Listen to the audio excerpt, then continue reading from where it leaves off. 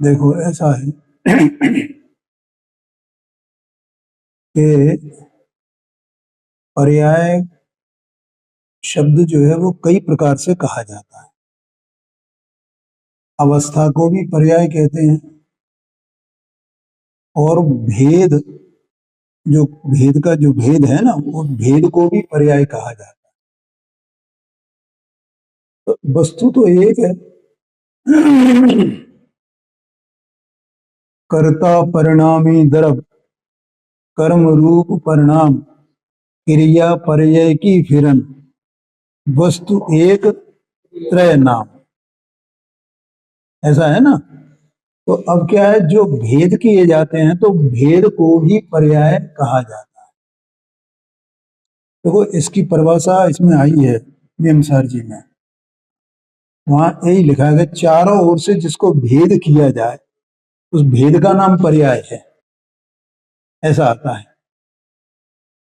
इसका मतलब क्या हुआ, जैसे अनंत गुण हैं तो एक एक गुण को अपन कहेंगे तो वो पर्याय है। द्रव्य अलग, गुण अलग, पर्याय अलग, माने उत्पाद वे अलग, द्रव्य अलग, तो इनको द्रव्य द्रव्य को भी पर्याय कहेंगे। द्रव्य तो एक अभेद है ना, उस अभेद में जो द्रव्य है तो ध्रुव रूप रहने की भी उसकी एक दशा है ना, है। और ये अभी आगे इसके आगे परिणाम शक्ति आ रही है, तो परिणाम शक्ति में यही कहने वाले हैं। आगे समझ में, तो उसमें और अच्छा आमतौर पे क्या होता है कि हम पर्यायों को दो प्रकार का मानते हैं बस, और आगम भी मानता है, लेकिन जो भेद किया जाता है वो भेद भी पर्याय ही है। थोड़ा ये पंचस्थ का यहाँ रखिए ऊपर, जो इधर पतली पतली किताबें रखी है ना इस तरह पर रखी हो।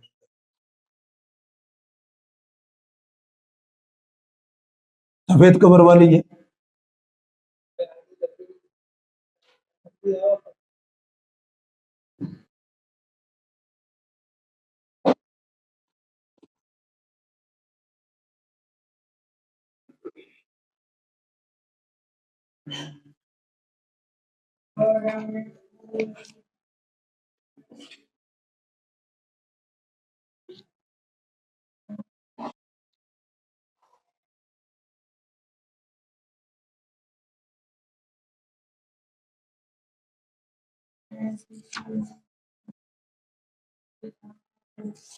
देखो इसमें 11 नंबर की गाथा है, और ये बात इसमें नहीं, अनेक ग्रंथों में ये बात आई है। पंचाध्याय में आई है, और नए के जो मैंने ग्रंथ पढ़े थे आलाप पद्धति वगैरह उनमें भी ये बात आई है। तो यहाँ ये लिखा हुआ है, गाथा है मूल। अच्छा लाइट चली गई। द्रव्य का उत्पाद या विनाश नहीं है।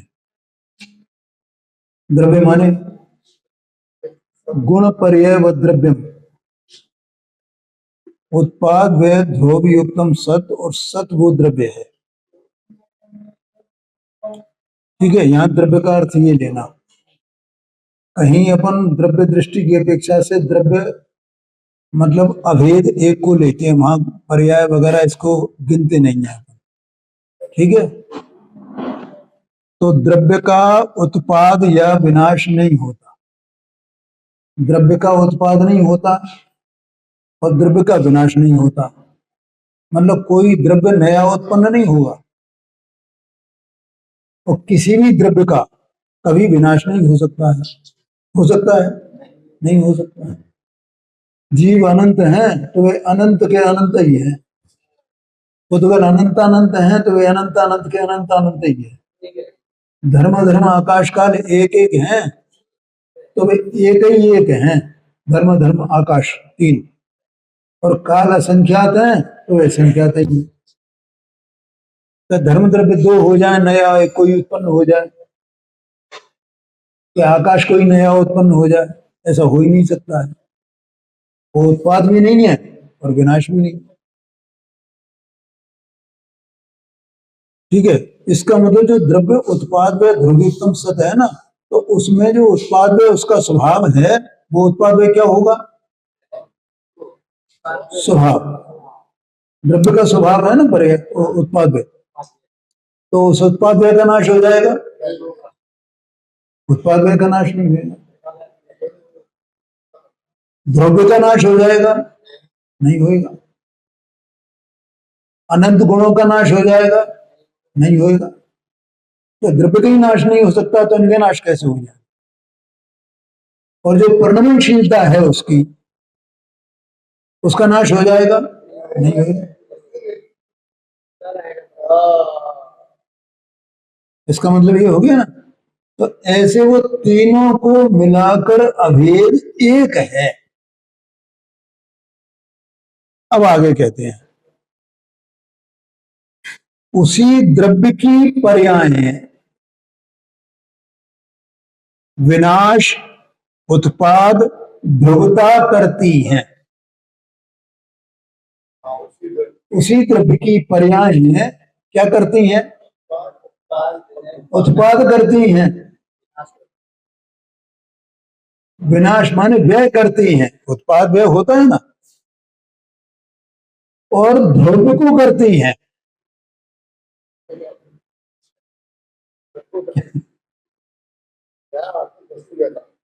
है? क्या कहा?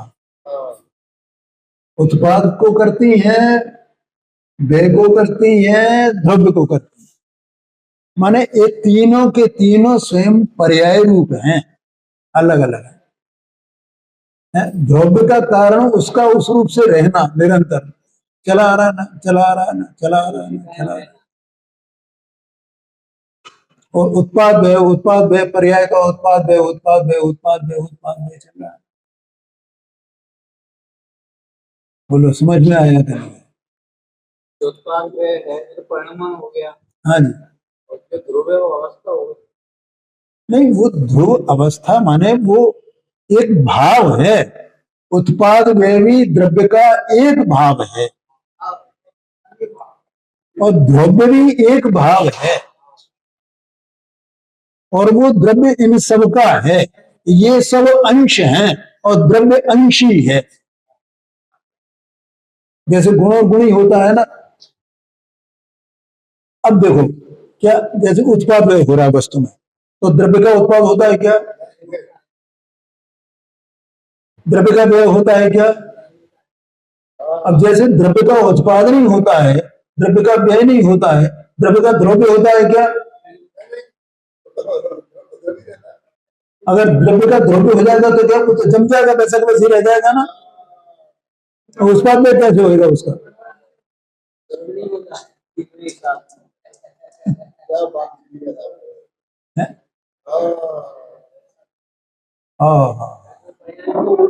द्रव्य का ध्रुव कैसे हो जाएगा?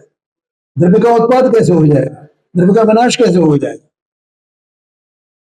ऐसी वस्तु है, ये अपना द्रव्य ऐसा है। अपन द्रव्य है कि नहीं है? हो इसका उत्पाद नहीं होता, इसका विनाश नहीं होता, इसका द्रव्य नहीं होता, कुछ नहीं होता है। इसलिए कहा तो इसका कुछ भी नहीं होता है, इसका कुछ भी नहीं होता है, तो फिर ये होते कैसे हैं? कि पर्याय करती है।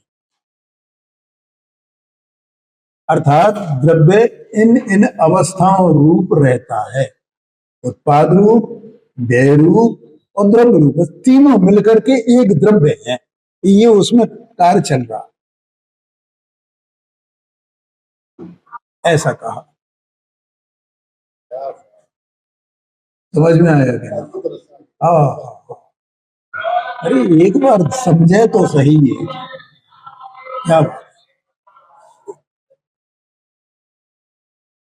आगे समझ में, तो पर्याय जो है, मतलब जो वो दो में है, साथ में है ना, साथ में कौन कौन से? नैगम्य। चलो चलो, कोई अभी अपने गल जाए।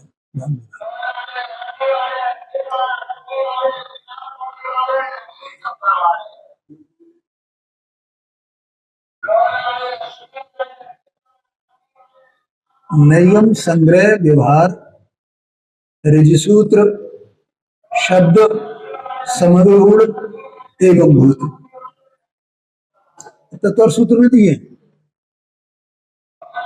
पहले अध्याय में ही है और संभवतः अंतिम सूत्र है वो। तो इसमें दो नए हैं अंत वाले, समरूढ़ नय और एवं भूत नय। तो समरूढ़ नय जो है वो शब्द को पकड़ता है। शब्द को पकड़ता है माने जैसे पर्याय शब्द को पकड़ लिया।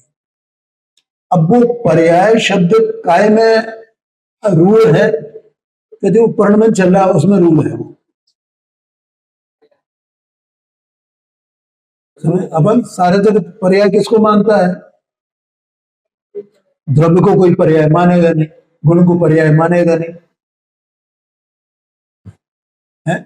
तो वो समरूढ़ नय से पर्याय माने बस वो जो परिणाम है वो परिणाम एक समय का जो परिणाम है वो पर्याय वो पर्याय वो पर्याय वो पर्याय वो समरूढ़ नय का कथन है, इसलिए उसे पर्याय कहा है। जैसे गाय होती है ना, गाय तो गौ गौ गौ को गौ तो गौ माने वो समरूढ़ ने क्या कहेगा, उसने शब्द को पकड़ लिया ये गाय है, लेकिन गौ के 6-7 अर्थ होते हैं उसको।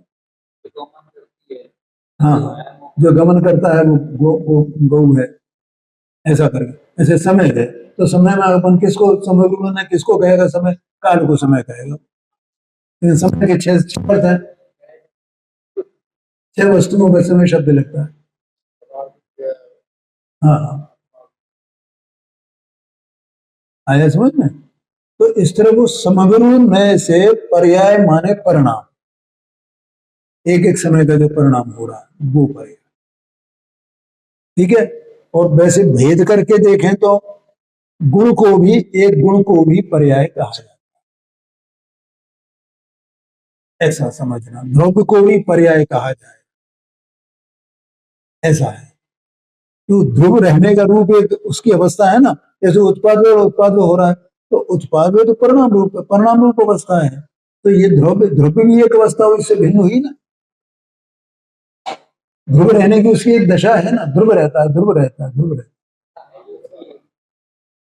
तो मैंने भाव कहा था उसको, उत्पाद में भी भाव है और ध्रुव में भी भाव है। हाँ जी, हाँ, ऐसा समझ रहे, ठीक है भैया। हाँ, बढ़िया तुम्हारा प्रश्न है।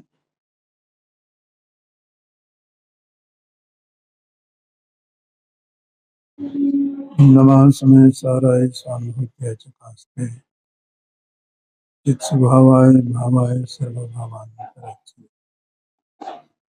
वंदित सर्वसिद्धे धूमचिन्मणो वोच्छामि स्मय पावनमिदमासुरते परपरिणति हेतो मोहनामोहनभावा दविरतमनभाव्य व्याप्तिकलनाशिताय मम परमविशोद्धि शुद्धचिन्मात्रमूर्ति भवतु समय सार व्याख्यानुभूति।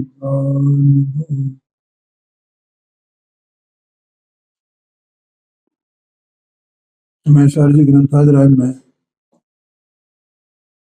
ये परिशिष्ट का स्याद्वाद अधिकार में 18 शक्तियों का स्वरूप अपन स्वाध्याय में ले चुके हैं और आज 19वें नंबर की जो शक्ति है परिणाम शक्ति, इसके बारे में अपन विचार करेंगे। और ये बुद्धि का व्याख्यान भी इस पर है, उस पर भी अपन स्वाध्याय करेंगे। देखो, आत्मा चैतन्य वस्तु है ना,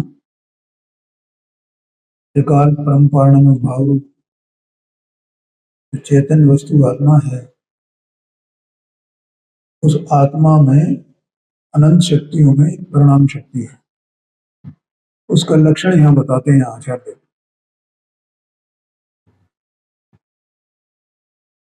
संस्कृत में देखना, द्रव्य स्वभाव भूत 18 के बाद, द्रव्य स्वभाव भूत द्रव्य व्यय उत्पाद आलिंगित सदृश विसदृश रूप एक अस्तित्व मात्रमयी परिणाम शक्ति। ये जो परिणाम शक्ति है ना, एक सत्ता स्वरूप है, एक अस्तित्व मात्र में। क्या कहा?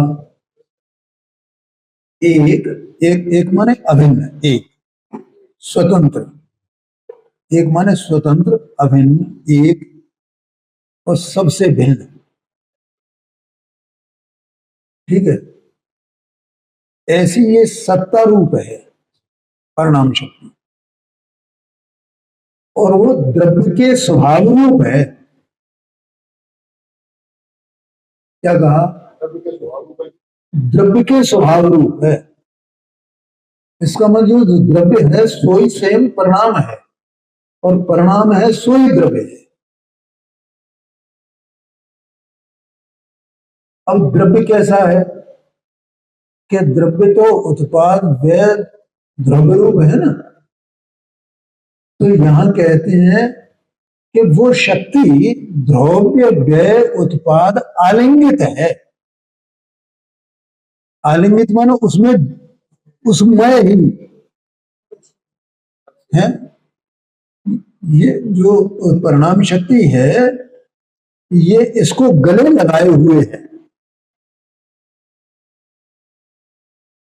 आलिंगन करना, आलिंगन जानते हैं ना? हाँ, माने कितनी तन्मयता, उससे तन्मय है। इससे उत्पाद व्यय द्रव्य से तन्मय है परिणाम शक्ति। द्रव्य के स्वभावभूत है और उत्पाद व्यय द्रव्य से आलिंगित है। द्रव्य व्यय उत्पाद आलिंगित, इसका मतलब क्या हुआ कि वो द्रव्य वो ही परिणाम, वो परिणाम अगर परिणाम से आलिंगित है ना, और उत्पाद व्यय है तो उससे भी आलिंगित है, तो उत्पाद व्यय भी परिणाम है। क्या बोलो पांडे, समझ में आया ना? शांति से समझ लो भाई, ये तो मतलब बिल्कुल ये समझ लो कि अपना जो इसको सुन रहे हैं माने उनके भव का किनारा निकट आ गया है। समझ क्या कहते हैं? उत्पाद व्यय द्रव्य आलिंगित है। अच्छा, अर्थात उत्पाद व्यय है वो परिणाम है। परिणाम कहो कि उत्पाद व्यय कहो। द्रव्य है वो भी परिणाम शक्ति से आलिंगित है, तो द्रव्य कहो कि परिणाम कहो, एक ही बात है। द्रव्य भी, अभी अपन ने भाव बोला था ना, द्रव्य वो भाव माने परिणाम, द्रव्य भी परिणाम है। लोग अब परिणाम का अर्थ क्या होता है सर? पर्याय।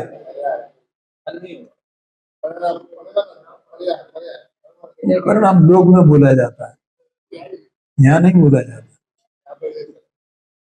यहाँ परिणाम माने परिणाम, पर्याय ऐसा बोला जाता है। द्रव्य को परिणाम बोला जा रहा है क्यों? परिणाम शक्ति है, वो द्रव्य में भी है और उत्पाद में भी। उत्पाद में भी परिणाम रूप और द्रव्य भी परिणाम रूप। हाँ, और वो उन सबके मिलकर के एक अस्तित्व है, एक अस्तित्व में है वो परिणाम शक्ति। ठीक है, वो परिणाम शक्ति उत्पाद व्यय की अलग होए और द्रव्य की अलग होए ऐसा नहीं है, है? अब वे उत्पाद व्यय द्रव्य कैसे हैं? सदृश विसदृश रूप। सदृश का मतलब क्या है?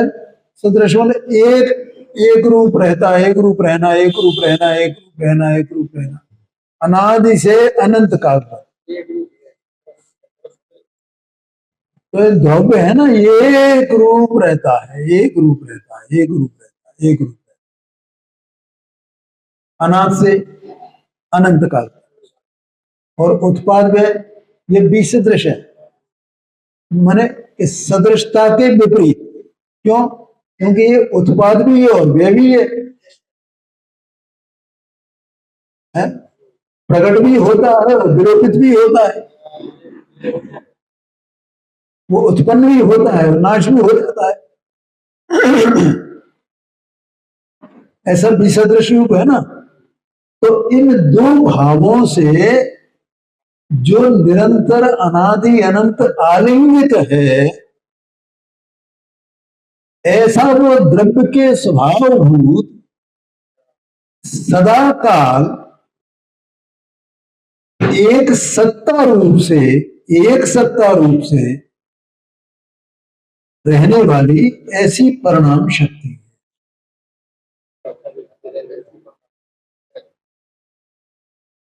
आया कहने? हाँ जी ये है, लेकिन यहाँ मुख्य रूप से आत्मा की बात है। देखो, एक परिणाम शक्ति ही है, उत्पाद व ध्रुव शक्ति है, और उससे पहले कौन सी थी? वो अगुरु लघुत्व शक्ति है। ये सभी द्रव्य में पाई जाती है। यहाँ मुख्यतः किसकी है? आत्मा की, चैतन्य वस्तु की, मेरी।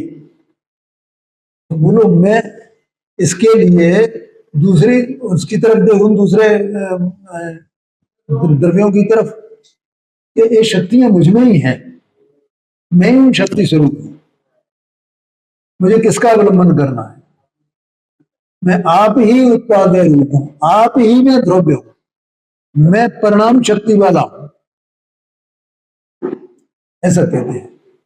देखो, जो परिणाम चलता है ना, परिणाम एक एक समय का, एक एक समय का, एक समय, तो वो उत्पाद रूप है?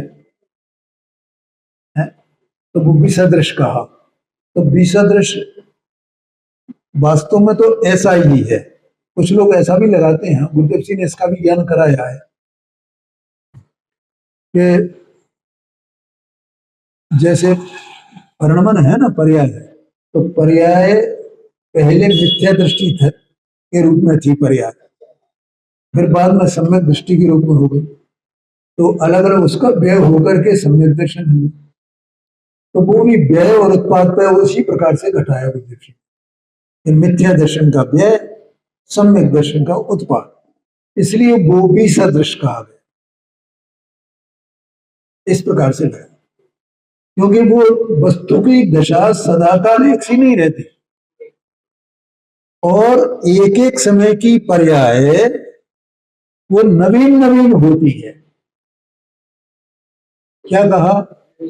एक एक समय की जो पर्याय है वो कैसी होती भैया? नहीं नहीं नहीं नहीं नहीं नहीं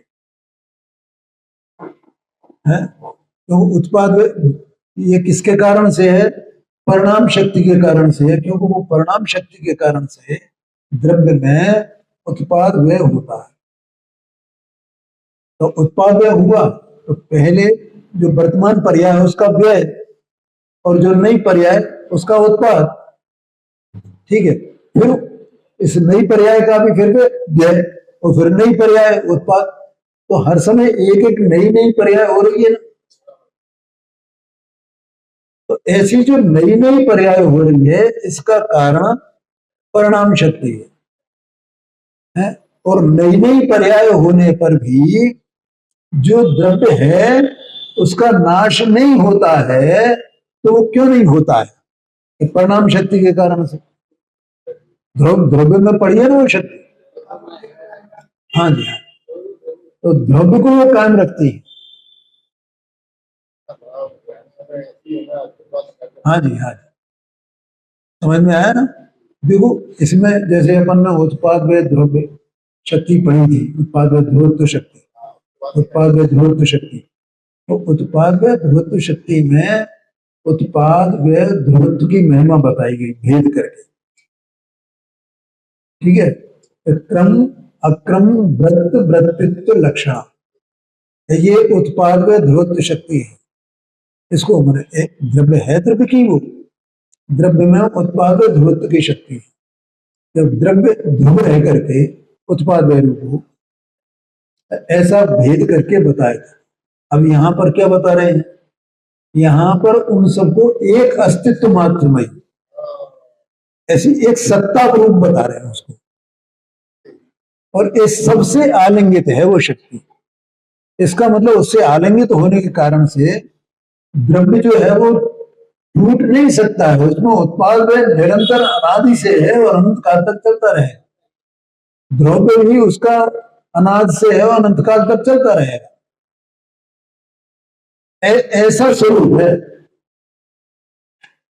समझ में आया ना? तो देखो अपन गुरुदेव जी का इस पर विचार करते हैं थोड़ा।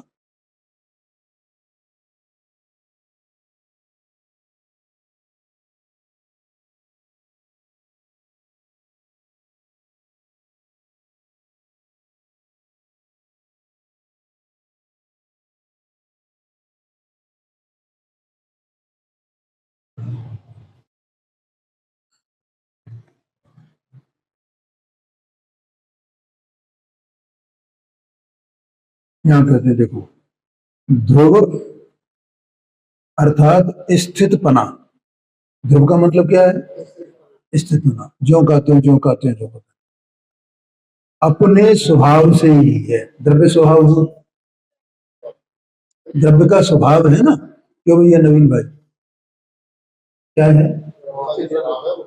स्थिति पना, वो द्रव्य के स्वभाव होता है, किसी अन्य कारण से नहीं है। इस जीव को बाहर देखना पड़ेगा उसके लिए। उसी प्रकार प्रतिक्षण नई नई पर्याय की उत्पत्ति भी अपने स्वभाव से ही, अपने स्वभाव ना, द्रव्य के ही स्वभाव से। द्रव्य का स्वभाव है ना, द्रव्य स्वभाव पर के कारण नहीं। जो पर के निमित्त के कारण आत्मा के परिणामों का उत्पन्न होना मानता है। क्या क्या हो क्या रहा है जगत में?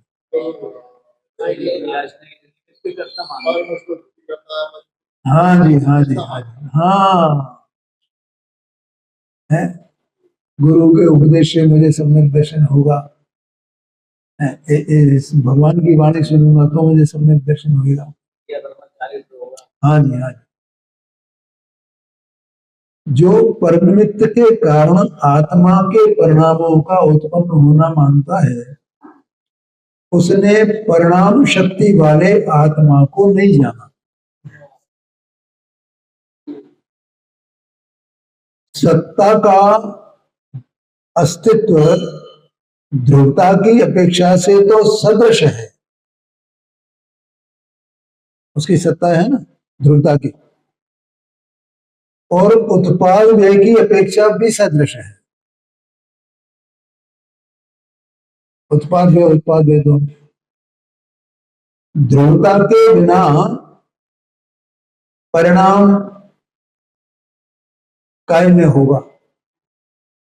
अगर ध्रुवता ही नहीं होगी तो परिणाम काय में होगा?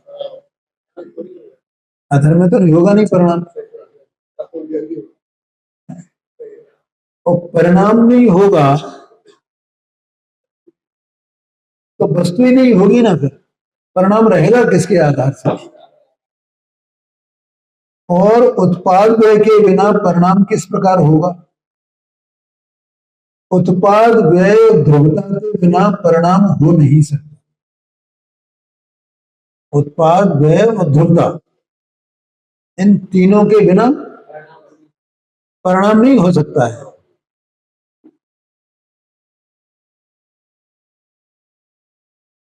परिणाम शक्ति तो समस्त जड़ और चेतन सभी द्रव्यों में है। उत्पाद व्यय ध्रुव वह द्रव्य के स्वभावभूत है और अपने से ही होता है।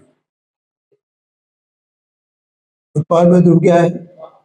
द्रव्य के स्वभावभूत है और अपने से ही होता है, माने पर से नहीं होता है।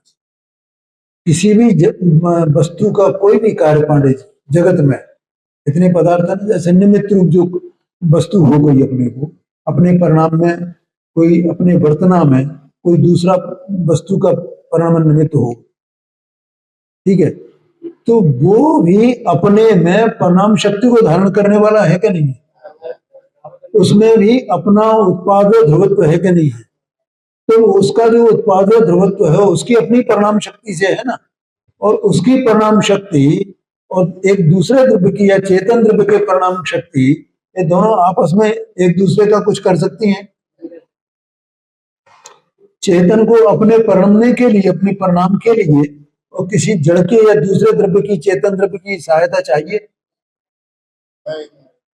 नहीं चाहिए, क्योंकि एक अस्तित्व मात्र में ही है ये शक्ति, दो अस्तित्व में नहीं जा सकती है जी? हाँ जी, हाँ जी, दो द्रव्यों में नहीं जा सकती है।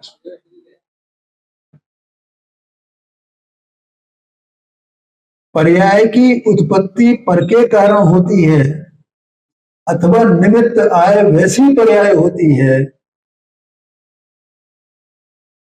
पर के कारण होती है अथवा निमित्त आय वैसी होती है, निमित्त आय वैसी होती है। ऐसा निमित्त हो तो ऐसा हो,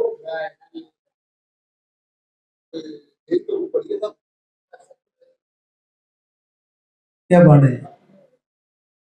अंदर वस्तु है ना, थोड़ा शांति से समझना।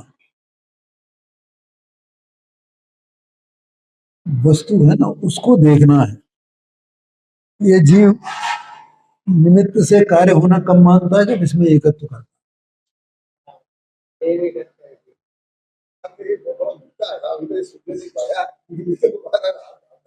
अब यही दो अलग अलग द्रव्य हैं भाई। अब पांडे जी कहें या ये कहें कि भैया देखो हमें बे मिले, कौन? विजय, वो अजय, अजय मिले, तो अजय के कारण से हम यहाँ आए। बोलो पांडे, ये क्यों लग रहा है? क्योंकि मैं ये हूं, इसलिए मैं यहां आया।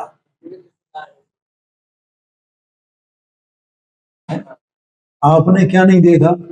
अपने इससे देह से भिन्न अपना द्रव्य है, उसका अपना उत्पाद्य द्रव्य है, उसका अपना परिणमन है, उसके परिणमन की जैसी योग्यता थी वैसा वो परिणमा है या निमित्त के कारण परिणमा है?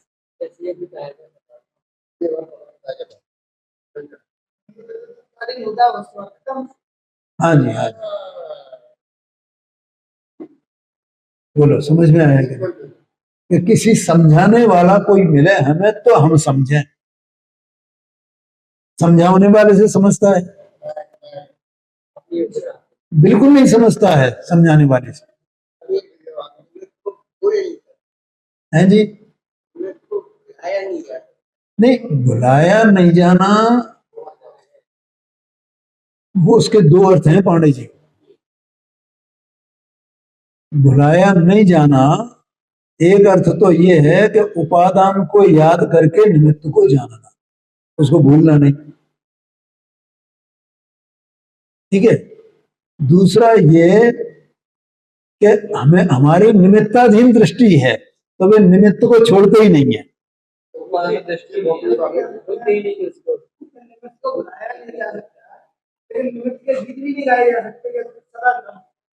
जी, हाँ जी, वो नहीं भुलाया जा सकता ना, वो निमित्ताधीन दृष्टि है। वो हम निमित्त को कैसे भूल जाएंगे भाई? निमित्त को कैसे भूल जाएंगे? ये बात है। जब भी आपको सम्यक दर्शन होगा तो निमित्त की उपेक्षा बिना नहीं होगा, कोई नहीं हो।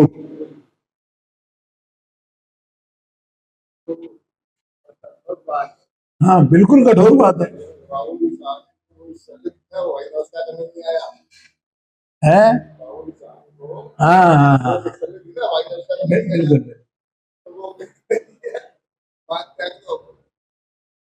क्या कहा मैंने? तब होगा सम्यक दर्शन। तो उपेक्षा का मतलब है उसको जानना, लेकिन उससे कार्य नहीं होता है, वो है ही है, वो व्यवहार का कथन है। देखो पांडे जी, क्या है, किसी निमित्त के कारण मतलब जो कार्य होने योग्य हुआ ना, तो कार्य तो हुआ अपनी योग्यता से, और एक नियम है वस्तु स्वरूप का कि जब कोई कार्य होता है तो उसमें दो कारण होते हैं, अंतरंग कारण और बहिरंग कारण। नियम यही है, ये तो भगवान ने ही कहा है, अब उसमें कौन रोक लेगा। और अभी अपने को प्रमाण भी होता है, ये मानते नहीं है अपन। तो दो प्रकार से होता है, दो प्रकार का कारण होता है उसमें, है ये अंतरंग कारण और एक बहिरंग कारण। लेकिन बहिरंग कारण से कार्य हुआ है क्या? नहीं हुआ है। बहिरंग कारण का जब कार्य अपने अनुकूल, अपनी इच्छा के अनुकूल हो, तब बहिरंग कारण का बहुमान आएगा। लेकिन वो बहुमान तो विकल्प है ना, तो उस विकल्प की भी उपेक्षा करना है या अपेक्षा रखना है।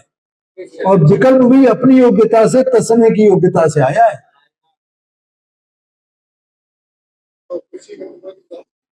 और उसकी उपेक्षा करेगा।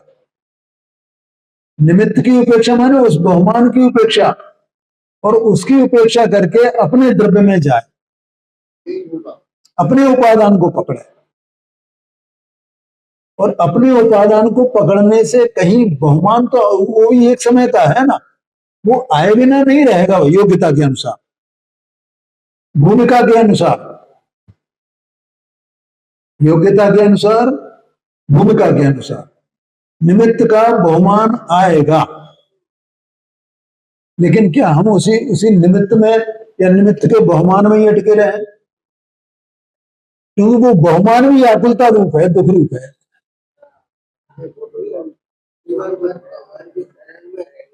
हाँ जी, हाँ ये बात, उनकी उपेक्षा हम कैसे करें, यही तो गड़बड़ है। क्योंकि इसलिए नहीं कर पा रहे हम कि हमने अपनी शक्ति को, अपने स्वभाव को, उसको नहीं पहचाना है। बोलो, अपनी ताकत को, अपनी सामर्थ्य को नहीं पहचाना। अगर हमें अपनी सामर्थ्य पहचानने में आवे तो अपने में, अपनी परिणति में जो बहुमान है निमित्त का, वो अपने आप उपेक्षित हो जाएगा, वो उपेक्षित हो ही जाएगा। हाँ जी, हाँ जी, अपनी सामर्थ्य का बहुमान आना चाहिए, उसकी महिमा आना चाहिए। ये लिखा है ना आचार्यों ने, ज्ञानियों ने, अमृत चंद्राचार्य स्वामी ने खूब गीत गाए हैं उसके, उसकी महिमा आवे, उसकी महिमा आवे, उसकी महिमा आवे। तो उसकी महिमा आएगी तो अपने आप ही स्वतः ही उपेक्षा, हाँ वो स्वतः उसकी उपेक्षा हो ही जाएगी, तो उपेक्षित हो ही जाएगा, अपनी महिमा आनी चाहिए। तो यहाँ ये सब शक्तियां जो बताई जा रही हैं उसके लिए बताई जा रही है। अब सिद्धांत तो यही है ना, अपन ने जो भी चर्चा की, यही सिद्ध बस स्वरूप का यही सिद्धांत है, यही सिद्धांत। तो हमें ये सिद्धांत फॉलो करना है, ये सिद्धांत समझना है, इस पर दृढ़ता करनी है, मजबूती करनी है। भगवान सबको आता है पंडित, अज्ञानियों को भी बहुमान आता है, जो इसमें इस मार्ग में लगे हुए अभी सम्यक दर्शन नहीं हुआ उन्हें बहुमान नहीं आएगा। अच्छा, जिनको सम्यक दर्शन हो गया तो उनको बहुमान नहीं आएगा। अच्छा, सम्यक दर्शन हो गया, पंचम गुण सामर्थ्य हो गए तो बहुमान नहीं आएगा, और मुनि हो गए तो बहुमान नहीं आएगा। और कसाई की दशा देखो क्या है, यहाँ 3 चौकड़ी कसाई का अभाव है। मुनि दशा में 3 चौकड़ी कसाई का अभाव है, और संजन कसाई के तीव्र हृदय में ऐसा बहुमान आता है। समता समार है, थे उचार है, वंदना जगदेव, ये सब ये जो विकल्प चल रहे हैं, ये सब ये क्या है? ये बहुमान के बिना कैसे हो सकते हैं? उसी में बहुमान करके गए। हाँ जी, और फिर वो उनका ज्ञान है ना, ज्ञान सम्य ज्ञान, सम्य ज्ञान सभी जानता है कि मैं कौन हूं और मैं कौन नहीं हूं। तो ये भगवान का कार्य है, ये मैं हूं, ये मेरा कार्य है क्या, मेरा कर्तव्य है क्या, क्या नहीं है? करते हुए भी छूटे हैं ना उससे। हाँ जी, हाँ जी। है तो ऐसा नहीं समझना कि नहीं सब ज्ञान ज्ञान हो जाएगा, सब में ज्ञान हो जाएगा उसके बाद बहुमान नहीं आएगा। सब में भैया वो बहुमान अज्ञानियों को, निश्चयभाषी को नहीं आएगा।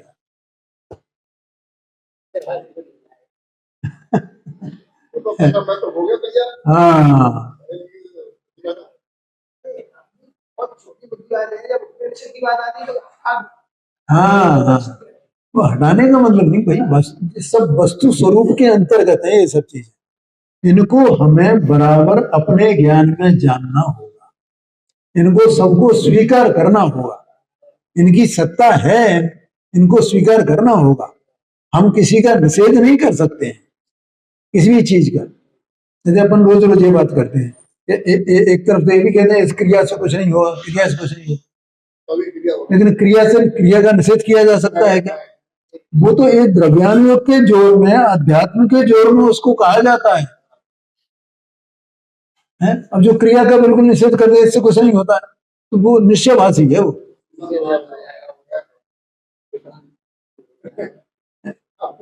कि भगवान की पूजा का, भक्ति का, अभिषेक का, इसका निषेध करें साहब, या मन शुद्ध हो जाए इत्यादि का, या अणुव्रत महाव्रत आदि का, अरे इसकी कोई बात नहीं भाई, ये तो सब रहेंगे ना। हम वस्तु को ही हटाना चाहते हैं अपने रास्ते में से, वो सब रहेंगे कि नहीं रहेंगे?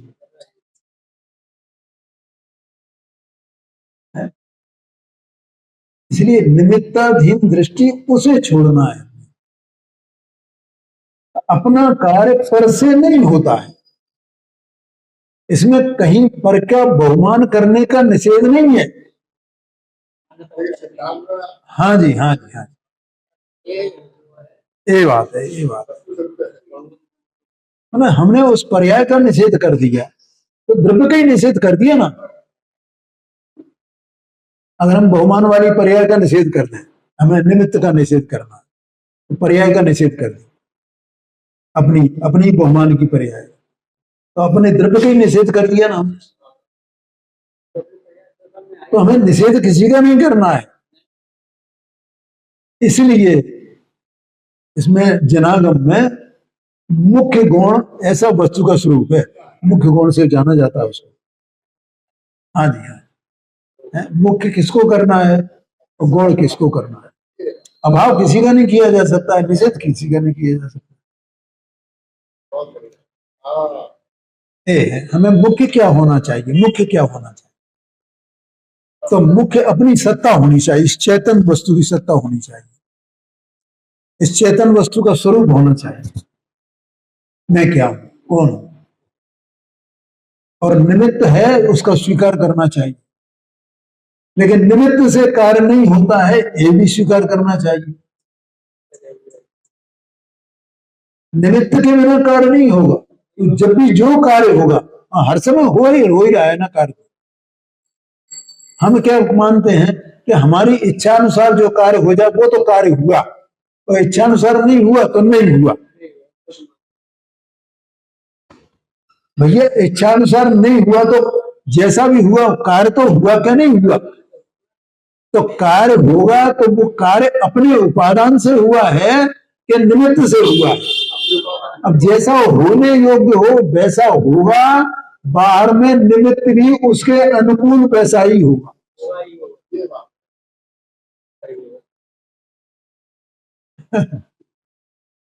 बोलो समझ में आया कि नहीं? इसलिए ये सब पूरा वस्तु स्वरूप चौकस है एकदम चारों तरफ से, उसको समझने की बात है। ऐसा कहते हैं। देखो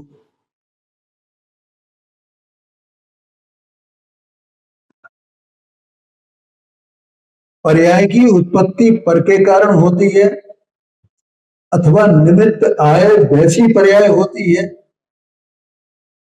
ऐसा जो मानता है उसने उत्पाद को स्वभावभूत नहीं माना, द्रव्य स्वभावभूत। उत्पाद व ध्रुवरूप अस्तित्व ही सिद्ध नहीं हुआ।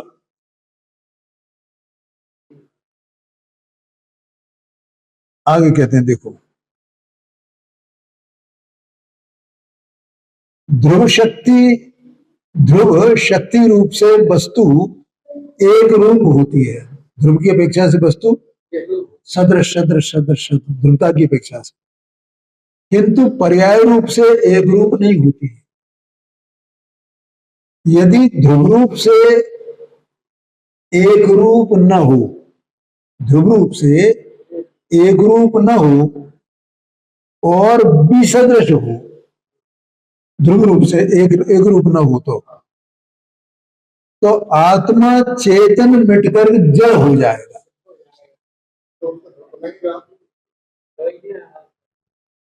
क्योंकि उसकी चेतनता वो ध्रुव है ना।